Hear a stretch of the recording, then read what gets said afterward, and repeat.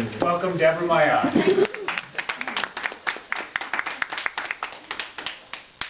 When you wish me happy holidays today, I have mixed emotions. I always appreciate people wishing me happiness, but like a growing percentage of the U.S. population, I don't have any meaningful holidays coming up.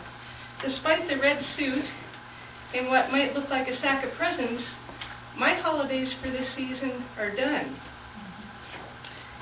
We just celebrated in my Jewish tradition Hanukkah, which celebrates the miraculous and also religious freedom. It commemorates the rededication of the temple and the ousting of an occupying army. But the temple would come to be occupied again. And today, when someone wishes me happy holidays, I think about how many of us are still under that occupation. All roads lead to Rome, the saying goes. And the Romans eventually left as their empire declined. But like any occupying army, the Romans left things behind when their empire collapsed. And it wasn't just helmets and other physical objects. One of their most enduring remnants they left behind was the Roman solar calendar, which has been modified in several ways, but is still, its origins are from that Roman time. Prior to that, the peoples of the Middle East had primarily lunar calendars. And the Jewish and the Muslim calendars are still lunar calendars. Our holidays all fall at key phases of the moon. And the progress of the moon through its phases is a very visible connection to the cycles of the earth, and particularly the sea. The tides are so affected by the moon, and we on the earth are in that rhythm of the tides. And women's menstrual cycles are tied to the moon, or at least they were actually not only just the 28 days, but were in sync with the moon in a time prior to when we had so much artificial light, because artificial light throws off our lunar biorhythms. And even though men don't have something visible like their menstrual period, they also have lunar biorhythms. And our lives, of course, also follow the seasons of the solar year. And the Jewish calendar has adjustments so that the holidays stay not only in the same phases of the moon, but also at the same seasons of the year. And the Chinese calendar does this as well. They are both what are called lunisolar calendars. And our New Year's fall at key times in the seasons of the year.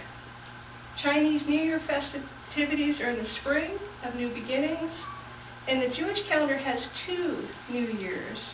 We have a spring beginning of the year called Passover that celebrates our liberation from slavery in Egypt and the liberation of all peoples.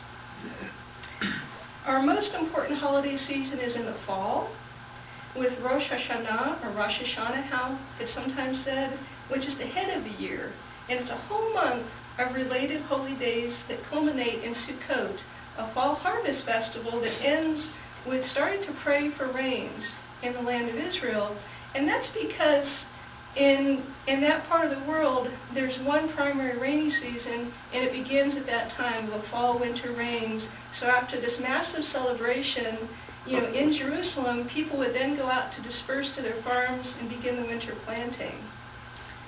And, as desert peoples then, the winter solstice, with its concern for the return of the sun, was not such a big deal. Sun, we got plenty of. We're not too worried about the sun coming up day after day. It's beating down. It's rain that we're really concerned about. And the focus on the prayers for rain then in the fall in the Jewish calendar makes sense because that's when the primary rainy season was, or is still. But here in this Sonoran desert, our monsoon season in the summer is the more intense period of rain. So that's why the Tona Autumn people have their primary celebration at that time. It's around the summer solstice. So when you're tempted to wish someone happy holidays, you might wonder about the assumption that the dark of the year right now is their major holiday season. Hanukkah is actually a very minor holiday in the Jewish calendar season. It has become elevated in a way to give children something not to be so envious of Christmas for.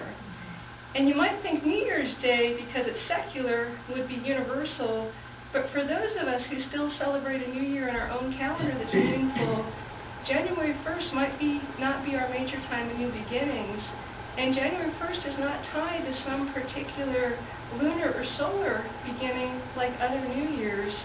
And it may only make particular sense if you're celebrating Christmas in the Roman fashion, which is when the unknown birth date of Jesus was set to correspond to the Roman solstice of the birthday of the unconquered sun.